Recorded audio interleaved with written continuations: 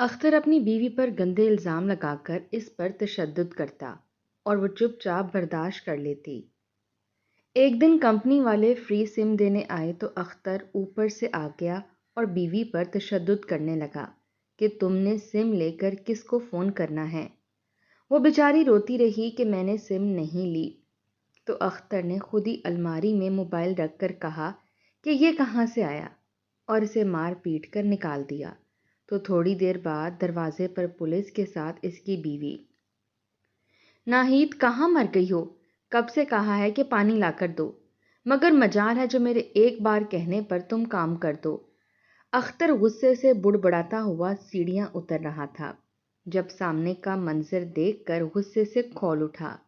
ناہید اختر کے ہی بھانجے وقار کو کھانا دے رہی تھی جس کی عمر 14 سال تھی۔ اختر کے پکارنے پر ناہید نے کچن میں جا کر پانی کا گلاس بھرا اور سیڑھیوں کی طرف بڑھی، مگر وہاں اختر کو دیکھ کر اس کے ہوش اڑ گئے۔ وہ جانتی تھی کہ اب اس کی خیر نہیں۔ اختر نے اسے بازو سے سختی سے پکڑا اور چھت والے کمرے میں لے گیا۔ بے حیا عورت، تمہاری ہمت کیسے ہوئی میرے بھانجے کو ورغلانے کی کوشش کرنے کی، اسے اپنے جال میں پھنسانے کی کوشش کر رہی ہو؟ میں تمہیں چھوڑوں گا نہیں۔ یہ کہہ کر اختر نے ناہید کو مارنا پیٹنا شروع کر دیا۔ ناہید رونے لگی اور دہائیاں دینے لگی۔ اختر خدا کا واسطہ ہے، مجھے چھوڑ دو، مت مارو مجھے، درد ہو رہا ہے۔ وقار تو میرے لیے میرے بچوں جیسا ہے، مجھ سے عمر میں کتنا چھوٹا ہے، کچھ رحم کرو۔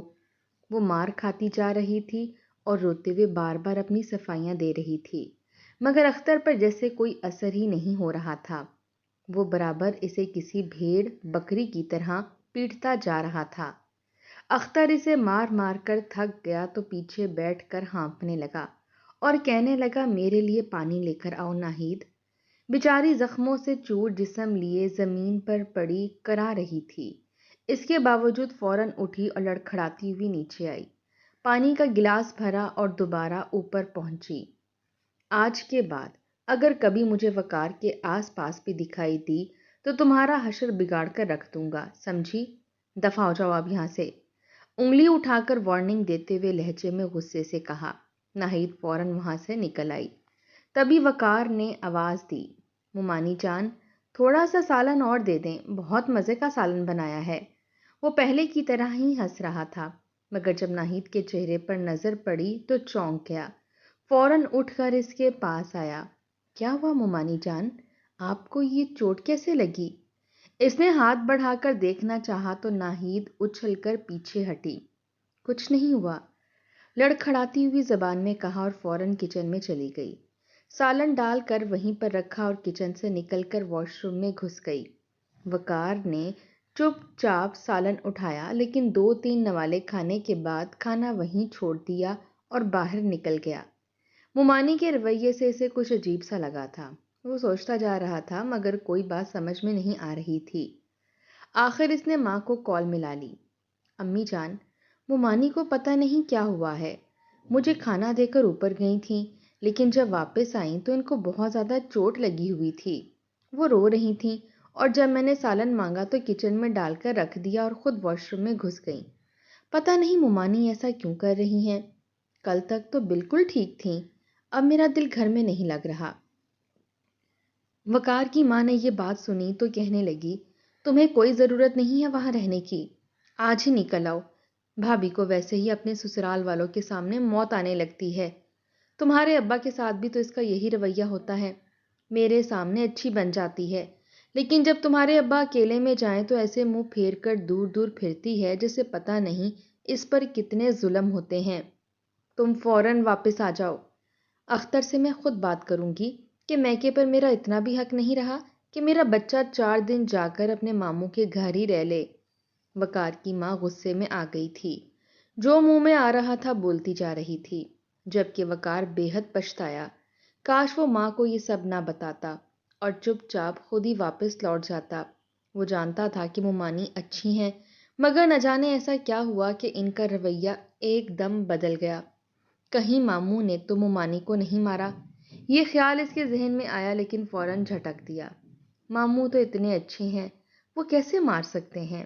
اس نے یہ سوچ کر خود کو بہلایا اور واپس گھر کی طرف روانہ ہو گیا، کیونکہ جانتا تھا کہ اگر وہ گھر میں نہ ملا تو اختر پریشان ہو جائے گا اور اسے ڈھونڈنے نکل کھڑا ہوگا، جبکہ ناہید اپنے کمرے میں بیٹھی اب اپنے دکھوں پر رو رہی تھی۔ وقار گھر آ گیا۔ وہ اچھی طرح جانتی تھی کہ اس کے کپڑے دھونے والے تھے، مگر وہ کمرے سے نہیں نکل رہی تھی۔ مزید مار کھانے کا حوصلہ نہیں بچا تھا۔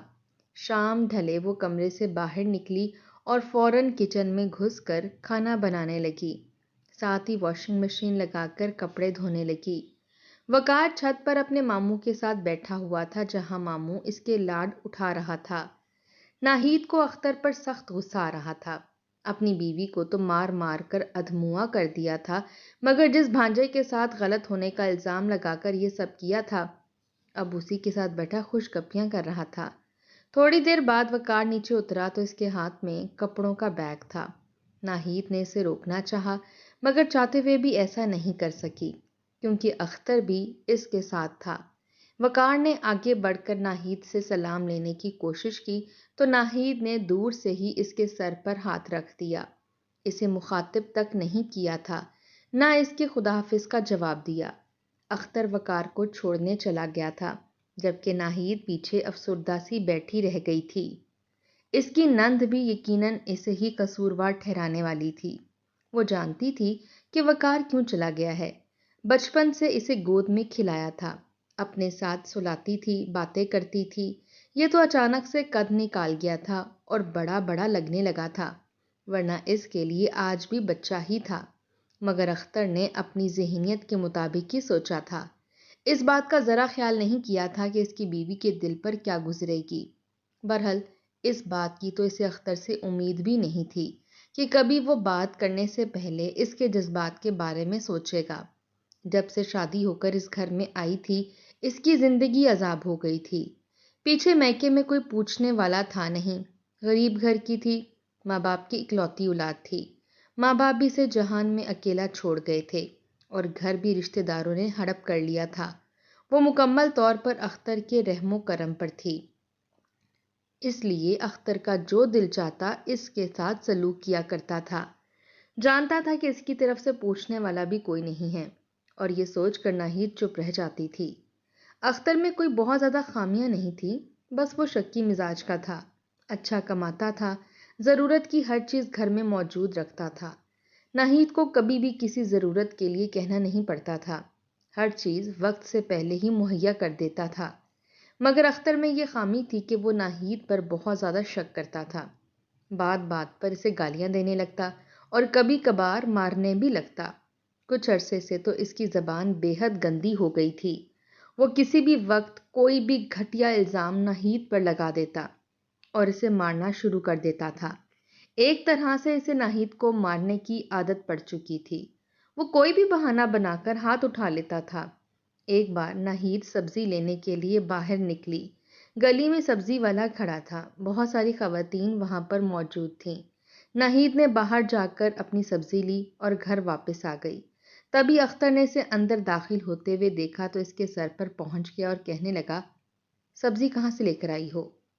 ناہید نے ڈرتے ڈرتے کہا کہ باہر گلی میں سبزی والا آیا ہوا ہے، بہت سی عورتیں سبزیاں لے رہی تھیں تو میں نے بھی لے لی۔ یہ بات سنتے ہی اختر نے اسے بالوں سے پکڑ لیا اور مارنا پیٹنا شروع کر دیا۔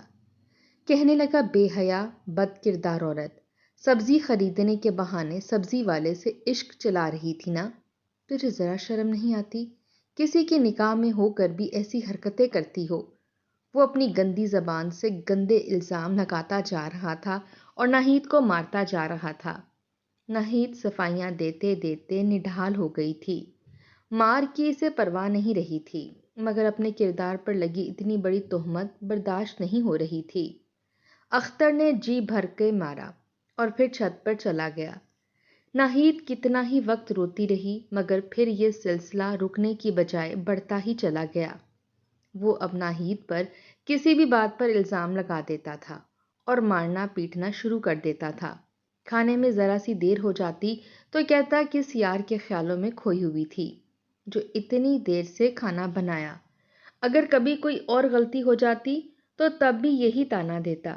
اس کے الزامات اور تشدد پر ناہید تڑپ کر رہ جاتی تھی، مگر اس کے باوجود اس شخص کے ساتھ رہنے پر مجبور تھی۔ کبھی کبھی وہ سوچتی، کاش ابا نے میری اس کے ساتھ شادی کرنے سے پہلے تھوڑی بہت چھان بین کر لی ہوتی، اس کے مزاج کے بارے میں پتہ لگایا ہوتا تو آج میرے ساتھ یہ سب کچھ نہ ہو رہا ہوتا۔ اختر کا مسئلہ ناہید کے ساتھ ہی تھا، اسی پر ظلم و ستم کیا کرتا تھا۔ شاید بیوی کو اذیت دے کر اسے سکون ملتا تھا، باقی پورے خاندان میں وہ مثالی شخص تصور کیا جاتا تھا۔ بہن بھائی اس کا دم بھرتے نظر آتے تھے، کوئی بھی رشتہ دار ایسا نہیں تھا جو اختر کی تعریفیں نہ کرتا ہو۔ یہ بات تو بس ناہید ہی جانتی تھی کہ اختر دوہری شخصیت کا مالک ہے۔ اس نے چہرے پر اچھائی کا نقاب چڑھا رکھا تھا، مگر اندر سے وہ کتنا غلیظ تھا جو اپنی بیوی کو ہی بات بات پر بد کردار کہہ دیتا تھا۔ اس کا کردار کیسا ہوگا؟ کہتے ہیں بچے میاں بیوی کو جوڑ کر رکھنے والی کڑی ثابت ہوتے ہیں، اور افسوس کی بات یہ تھی کہ ناہید کے ہاں کوئی بچہ بھی پیدا نہیں ہوا تھا۔ ناہید نے کئی بار اختر سے بات کی تھی کہ وہ ڈاکٹر کو دکھائے گی، اپنا علاج کروائے گی تو شاید ان کے ہاں اولاد کی خوشخبری آ جائے، مگر اختر اس بات کے لیے بھی نہیں مانا تھا۔ وہ ناہید کو ڈاکٹر کے پاس ہی نہیں لے کر جاتا تھا، اور اکیلے چھپ کر جانے کی ناہید میں ہمت نہیں تھی، اس لیے اب تک اولاد سے محروم تھی۔ اس بات کے تانے بھی وہ ناہید کو الگ دیتا رہتا تھا۔ اسے ناہید کی کوئی پرواہ نہیں تھی، خود اختر کا بھی کسی دوسری عورت سے کوئی تعلق نہیں تھا، مگر پھر بھی اس کا ایسا رویہ ناہید کی سمجھ سے باہر تھا۔ کبھی کبھی تو ناہید کو لگتا تھا کہ وہ شخص جسے عورت کے وجود کو مار پیٹ کر ہی تسکین حاصل ہوتی ہے، وہ دراصل بیمار ذہن کا مالک ہے۔ یہ سوچ ناہید کی فکروں میں اضافہ کر گئی تھی۔ ظاہری سی بات ہے اسے اپنی پوری زندگی اختر کے ساتھ گزارنی تھی، اور جیسی شخصیت کا وہ مالک تھا، ایسے انسان کے ساتھ رہنا بہت مشکل ہو جاتا ہے۔ زندگی اپنے معمول کی رفتار سے چل رہی تھی۔ ناہید ہر دن کی طرح گھر کے کاموں میں لگی رہتی تھی، کبھی کھانا بناتی، کبھی صفائی کرتی اور کبھی کپڑے دھوتی۔ اختر کی عادتیں اب اس کے لیے کسی سزا سے کم نہیں تھیں۔ وہ ہر روز کسی نہ کسی بات پر الجھ جاتا اور ناہید پر ہاتھ اٹھا دیتا۔ ناہید کے چہرے پر اب اداسی کے سوا کچھ باقی نہیں رہا تھا۔ وہ دن رات یہی سوچتی رہتی کہ کیا کبھی اس کے نصیب میں سکون لکھا بھی ہے یا نہیں۔ ماں باپ کی بے حد یاد آیا کرتی، سوچتی کاش کوئی بہن بھائی ہی ہوتا جس کے ساتھ اپنے دل کا بوجھ ہلکا کر سکتی۔ اسی دوران ایک دن کمپنی والے گلی میں آئے۔ وہ ہر گھر میں جا کر فری سم دینے کی پیشکش کر رہے تھے۔ سب عورتیں دروازوں پر آ گئیں، کوئی ان سے سم لے رہی تھی تو کوئی نمبر پوچھ رہی تھی۔ ناہید بھی باہر نکلی تاکہ دیکھے کہ معاملہ کیا ہے۔ سیلز مین نے کہا کہ بی بی، اگر آپ چاہیں تو یہ سم بالکل فری ہے، اس پر آفر بھی چل رہی ہے۔ ناہید نے ہاتھ جوڑ کر کہا، نہیں بھائی، ہمیں ضرورت نہیں ہے، میرا فون بند رہتا ہے، اور وہ واپس اندر چلی گئی۔ کچھ دیر بعد اختر اوپر کے کمرے سے نیچے آیا۔ اس نے گلی میں شور سنا تھا۔ دروازے پر عورتوں کو دیکھ کر اس کے دل میں شک پیدا ہو گیا۔ اندر آ کر غصے سے چلایا، ناہید، تم بھی گئی تھی باہر؟ تم نے سم لی ہے نا؟ کس کو فون کرنے کے لیے لی ہے؟ بولو، کس کے ساتھ باتیں کرتی ہو؟ ناہید کے اوسان خطا ہو گئے۔ وہ جلدی سے بولی، نہیں اختر، میں تو بس دیکھنے گئی تھی، سم نہیں لی۔ لیکن اختر کو تو جیسے یقین کرنا ہی نہیں تھا۔ وہ اندر کمرے میں گیا اور الماری کھولنے لگا۔ کپڑوں کے نیچے سے ایک پرانا موبائل نکلا جو سالوں سے خراب پڑا تھا۔ اصل میں یہ موبائل بھی اس نے یہاں پر خود رکھا تھا، حالانکہ خراب تھا، مگر اس کے باوجود سوچتا تھا کہ شاید اس کو استعمال کر کے ہی کسی سے بات کر لے گی۔ اب اسی موبائل کو اٹھا کر ناہید کے سامنے پھینک دیا اور چلایا، یہ کیا ہے؟ یہ فون کہاں سے آیا؟ تم مجھ سے جھوٹ بول رہی ہو، کسی سے چھپ چھپ کر بات کرتی ہو۔ اب میں تمہیں بتاتا ہوں کہ جھوٹ بولنے کا انجام کیا ہوتا ہے۔ یہ کہہ کر وہ آگے بڑھا اور ناہید کو بالوں سے پکڑ کر کھینچ لیا۔ ناہید دہائیاں دیتی رہی، اختر چھوڑ دو، خدا کے لیے چھوڑ دو، میں نے کوئی سم نہیں لی، یہ فون تو کب کا خراب ہے، مجھے استعمال تک نہیں کرنا آتا، میں کون سا پڑھی لکھی ہوں۔ لیکن اختر غصے میں اندھا تھا۔ اس نے ناہید کو زمین پر گرا دیا اور ٹھوکریں مارنے لگا۔ ناہید کی چیخیں گھر کے ہر کونے میں گونجنے لگیں۔ وہ زمین پر گری کانپ رہی تھی اور اختر مسلسل اس پر ظلم کرتا جا رہا تھا۔ مار پیٹ کے بعد اس نے دروازہ کھولا اور غصے میں چیخا، نکل جا میرے گھر سے، دفع ہو جو ابھی کے ابھی۔ ناہید زخموں سے چور زمین پر بیٹھی رہ گئی۔ اس کے ہاتھوں میں کپ کپی تھی۔ وہ آہستہ آہستہ اٹھی اور دروازے کے قریب جا کر رک گئی۔ نظریں نیچے تھیں، آنکھوں سے آنسو بہہ رہے تھے۔ اس نے بغیر کچھ کہے دوپٹہ سر پر رکھا اور گھر سے باہر نکل گئی۔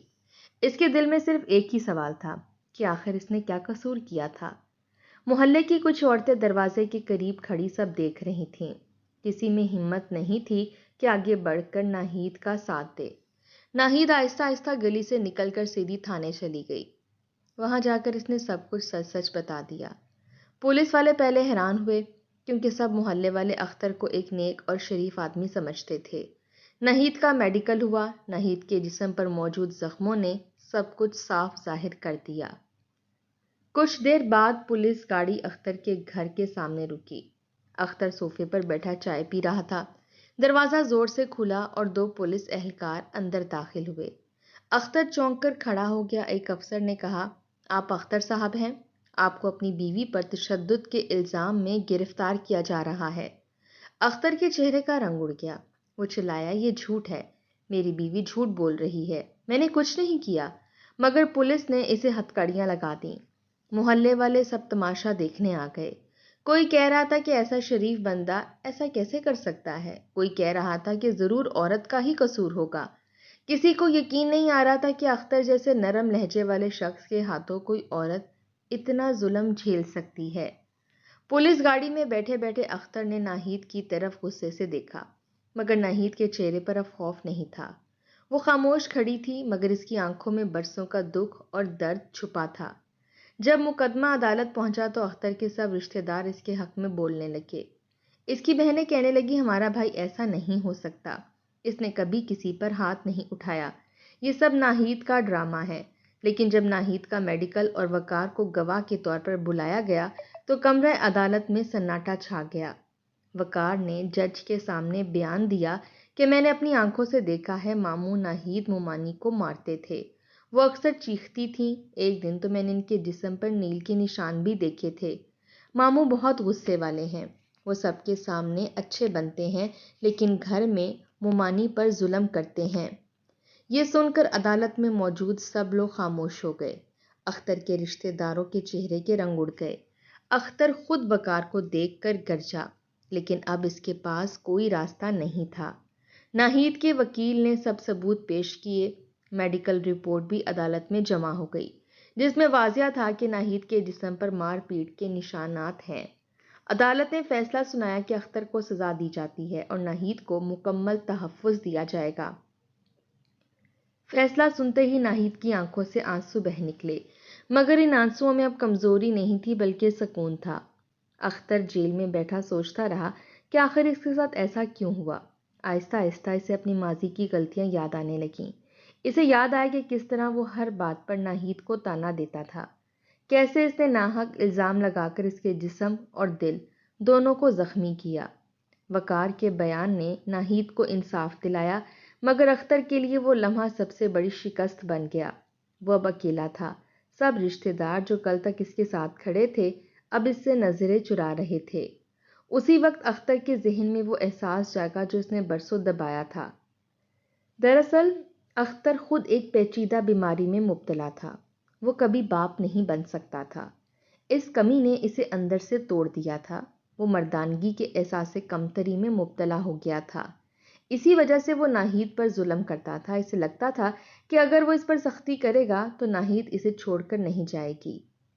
وہ اپنی کمزوری کو چھپانے کے لیے طاقت دکھاتا رہا، لیکن یہ طاقت اس کی سب سے بڑی کمزوری بن گئی۔ ناہید نے عدالت سے انصاف پانے کے بعد ایک نئے سفر کا آغاز کیا۔ اب وہ اپنے لیے جینا سیکھ رہی تھی۔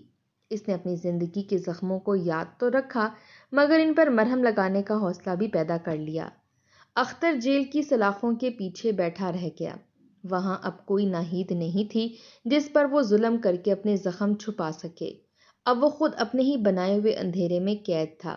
ناہید کے لیے وہ باب بند ہو چکا تھا اور اب وہ اپنی آزادی کی ہوا میں سانس لے رہی تھی۔ یہی زندگی کا انصاف تھا۔ ظلم ہمیشہ کے لیے نہیں رہتا، سچ چاہے دیر سے ہی صحیح مگر سامنے آ کر ہی رہتا ہے۔